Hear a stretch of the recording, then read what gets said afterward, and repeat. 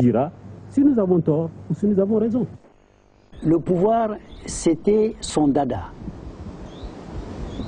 Et il n'entend pas le partager avec quelqu'un d'autre. Il a été élevé dans la mentalité de l'absolutisme.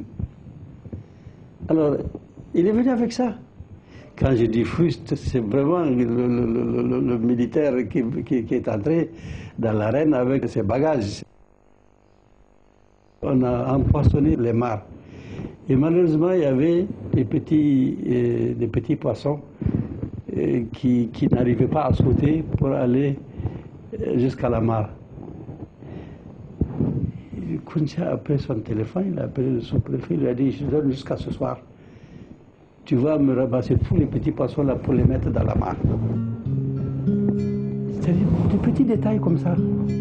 Le pays dont hérite Séni Kounché est pauvre. Il est l'un des plus pauvres du monde. Un habitant sur 5 seulement est alphabétisé. Sur cette terre où l'homme est hanté par la pluie plus que partout ailleurs, il s'est fixé un objectif, le redressement de l'agriculture.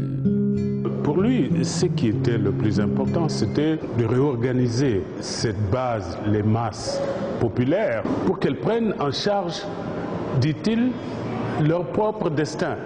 Donc ça suppose la mise en valeur des terres, le soutien aux agriculteurs, et tout ce qui touche les paysans, c'était son affaire.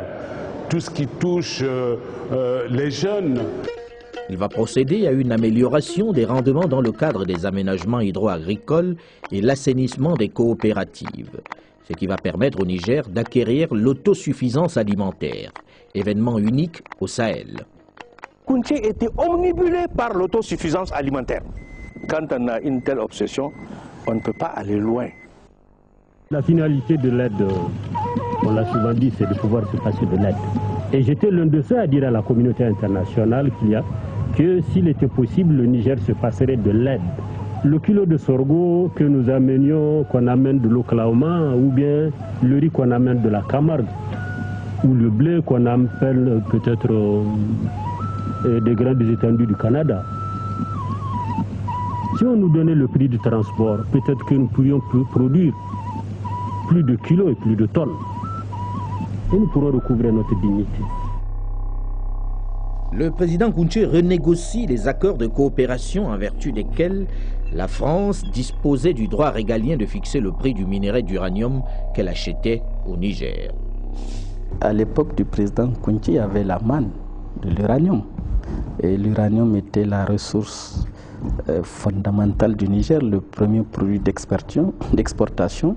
Si sur le plan économique, les choses semblent aller mieux, sur le plan politique, Séni Kounché est un autocrate. Pas question de contestation. Toute opposition à son pouvoir est immédiatement matée. On s'installe progressivement dans un état policier où les prisons se remplissent à grande vitesse. Quand on nous a incarcérés à Tilapéry en avril 1976, nous avons déjà trouvé une quarantaine de miliciens qui, eux, avaient été arrêtés et à la suite du coup d'État réussi du 15 avril 1974. Il ne faut pas le nier, il y avait des détenus politiques sous le régime de Kounché. Mais je pense que c'était des décisions que lui-même prenait. Il estimait que dans l'intérêt supérieur de la nation, pour ses divergences politiques, pour la stabilité du pays, il estimait qu'il valait mieux les mettre à l'ombre, de les écarter, plutôt que de courir le risque d'une déstabilisation politique. Il y avait même des gens qui étaient emprisonnés que nous, dans notre langue nationale, on appelait Kamombanza des prisonniers pour rien du tout. Il y en avait beaucoup qui ne savaient même pas pourquoi ils ont été arrêtés.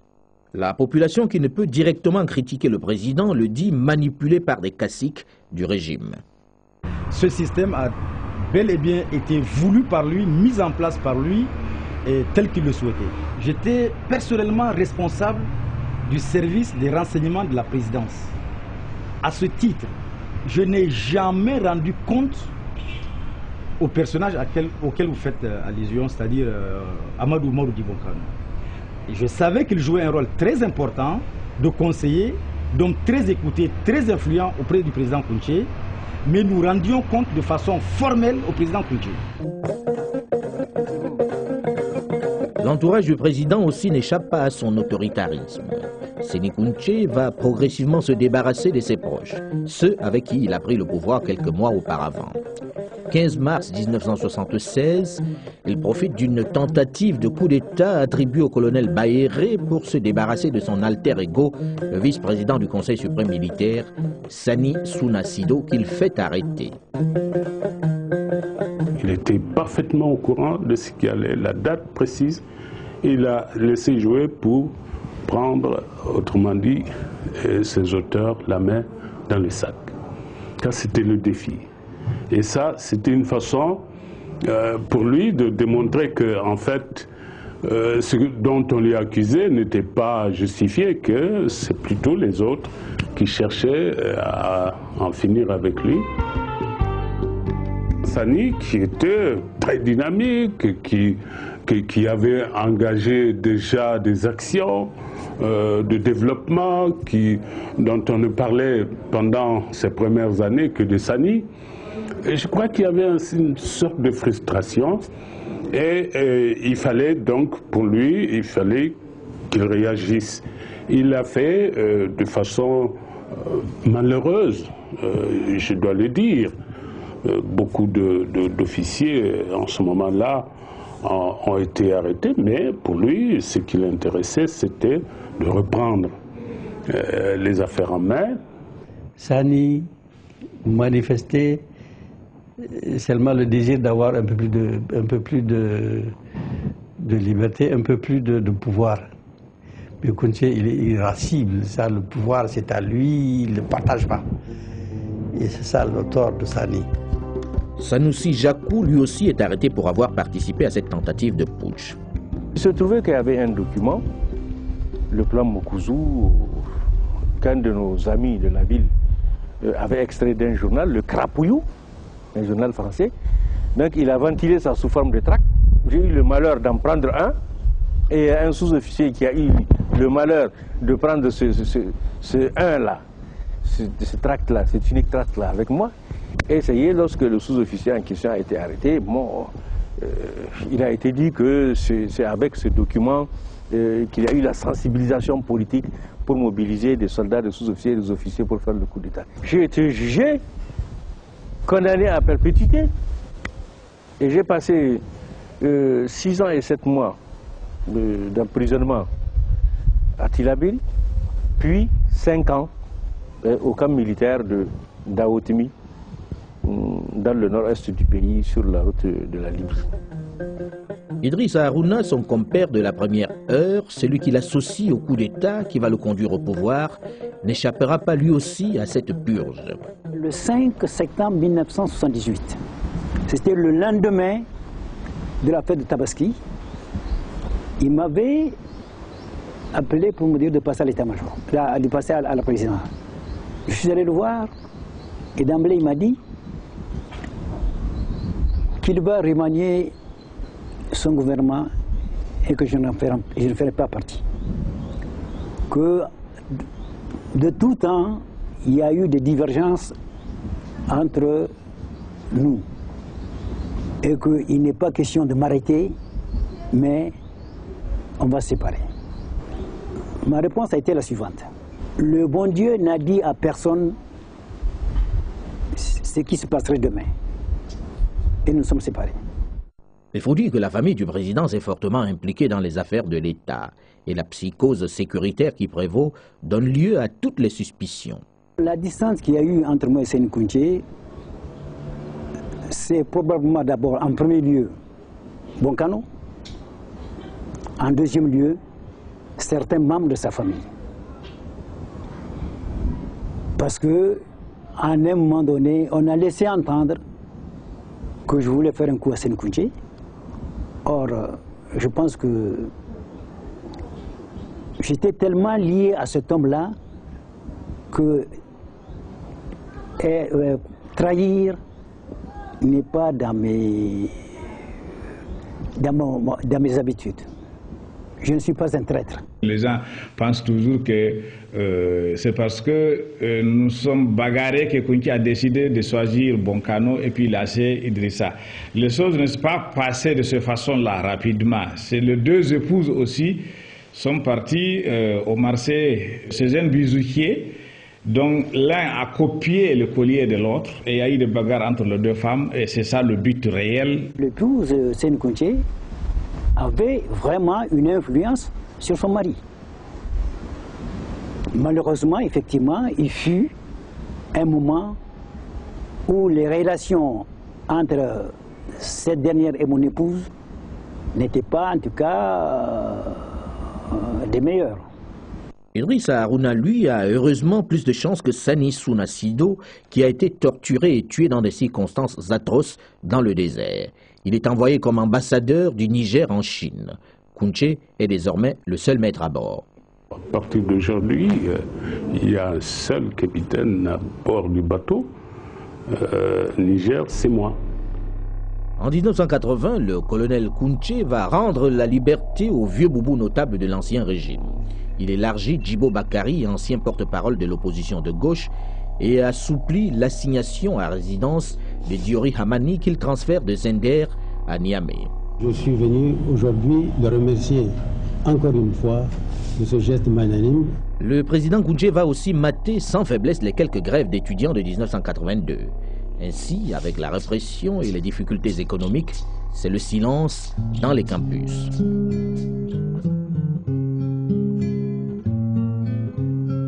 Si sur le plan intérieur, Seni Kounché, qui s'est fait général de brigade en 1983, ne se distingue pas par son sens de la démocratie, sur le plan international, il jouit d'une grande notoriété. Il séduit par ses résultats. L'administration fonctionne, la corruption est limitée et la dette publique supportable. Sa quête de l'autosuffisance séduit ses partenaires.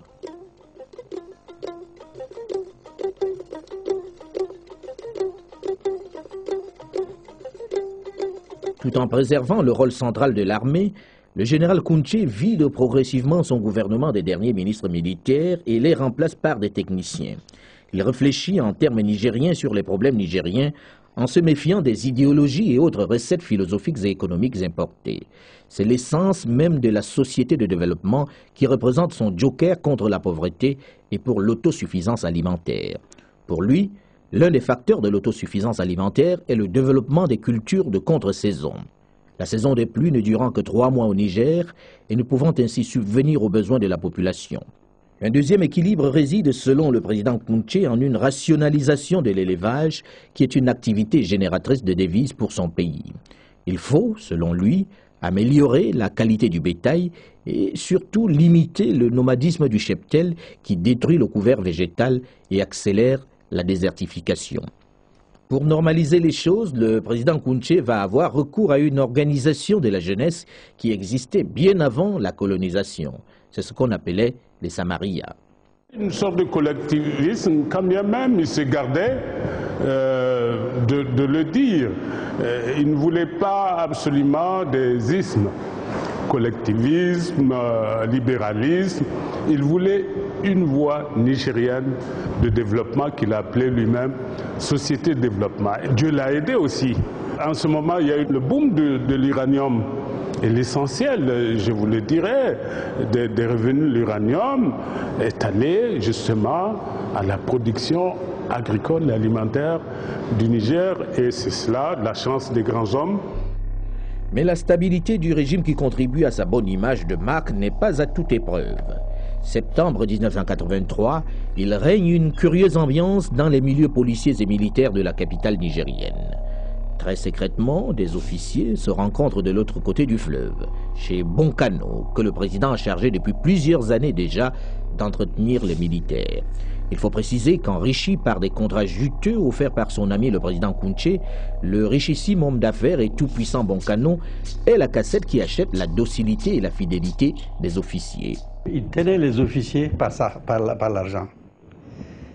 Quand un officier a un problème chez lui, la femme, un baptême, une mort, un machin, mais Kounché est toujours là pour banquer. L'homme de confiance du président croit son heure venue. Il se sent menacé par la famille de Kounché. Alors il faut passer à l'action. De toute façon, c'était la fin du régime. Il fallait trouver une pièce d'échange. Sinon, on ne s'en sortira pas et tout ça là. Bon, ben, ils en parlaient seuls jusqu'à ils ont amené ça chez moi.